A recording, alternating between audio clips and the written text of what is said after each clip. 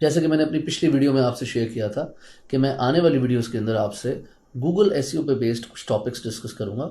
तो हमारी आज की वीडियो का टॉपिक है इवेंट ब्लॉगिंग।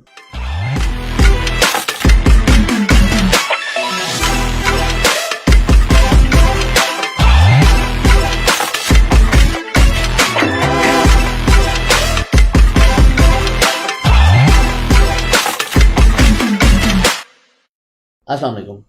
मैं उम्मीद करता हूँ आप सब खैरियत से होंगे। हमारी आज की वीडियो का टॉपिक है event blogging. Event blogging SEO की फील्ड में एक बहुत ज़बरदस्त चीज़ है और कम वक्त में मुनासिब पैसे कमाने के लिए ये एक डोमेन है गूगल एसईओ की। इवेंट ब्लॉगिंग को हम अगर अमेज़ॉन प्राइवेट लेबल से रिलेट करें तो हम ये कह सकते हैं कि जिस तरह अमेज़ॉन के अंदर सीजनल लॉन्च होती है या ट्रेंडी लॉन्च होती है, ये बिल्कुल ऐसे ही है। इवेंट ब्लॉगिंग है क्या? इवेंट ब्लॉगिंग ये है कि साल में 365 दिनों के अंदर दुनिया में डिफरेंट इवेंट्स अकर होते हैं। जैसे पाकिस्तान में ईद उल फित्र होती है, ईद उल अज़हा होती है, क्रिसमस होता है, वेस्टर्न कंट्रीज के अंदर ईस्टर का इवेंट होता है, क्रिकेट इवेंट्स होते हैं, डिफरेंट स्पोर्ट्स इवेंट्स होते हैं, फुटबॉल के इवेंट्स होते हैं, डिफरेंट इवेंट्स अकर होते हैं जो कि आप लोगों के स्पोर्ट्स से रिलेटेड भी होते हैं और बाकी भी त्यौहार भी मनाए जाते हैं। तो उन इवेंट्स पे बेस्ड जब आप ब्लॉगिंग करते हैं और अपनी वेबसाइट को क्रिएट करके उस पर ब्लॉग्स लिखते हैं और उस इवेंट से स्पेसिफिकली वो रिलेट करता है, so that is called event blogging. अच्छा, अब हम बात करेंगे कि इवेंट ब्लॉगिंग की कैसे जाती है। मुख्तसरन मैं आपको बताऊंगा, ऑब्वियसली इस पे कंप्लीट डिटेल और उसको कैसे इंप्लीमेंट करना है वो तो हम इस कोर्स में आपसे डिस्कस करेंगे, बट एक ओवरऑल मैं आपको ब्रीफली बताना चाहता हूं कि हाउ इट एक्चुअली वर्क्स।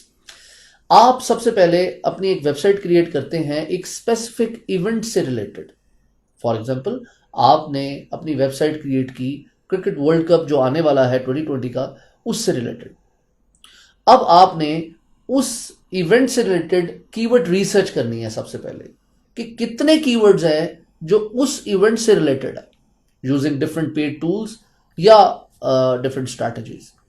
जब आपने वो कीवर्ड्स की लिस्ट इकट्ठी कर ली और वो तमाम कीवर्ड्स आपने फेच कर लिए जो उस इवेंट से रिलेटेड हो सकते हैं, तो आपने उन कीवर्ड्स को यूज करके कंटेंट राइटर से या खुद एक बहुत अमेजिंग कंटेंट लिखा और ब्लॉग्स लिखने शुरू कर दिए और अपनी वेबसाइट पे वो ब्लॉग्स पब्लिश करने शुरू कर दिए।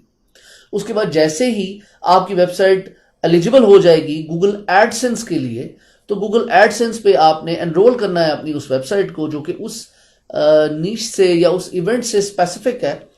तो उसके बाद उस इवेंट के करीब, फॉर एग्जांपल वो इवेंट 1 महीने का है या इवेंट 4 दिन का है या वो इवेंट 2 हफ्ते का है, जितना भी उसका टेन्योर है, जितना भी उसका टाइम पीरियड है, उस टाइम पीरियड के अंदर वो इवेंट जब तक चल रहा है तो आपकी वेबसाइट पे हैवी ट्रैफिक आती है, बहुत ज़्यादा ट्रैफिक आती है और उस ट्रैफिक के आने पे जो एड्स गूगल उस पे पब्लिश करता है और उस पे जो क्लिक्स होते हैं उस पे आपको पैसे मिलते हैं गूगल की तरफ से, जो कि starting from 200 and goes up to 1000 up to $5000 a day भी हो सकता है, एक दिन में भी हो सकता है। इट टोटली डिपेंड्स कितने बेहतर ब्लॉग्स हैं, कितने बेहतर ऑप्टिमाइज्ड हैं और कितना आपने कीवर्ड रिसर्च बेहतर की है। ये पूरी स्ट्रैटेजी है, बट एक ओवरऑल व्यू मैं आपको देना चाह रहा था कि इवेंट ब्लॉगिंग होती कैसे है।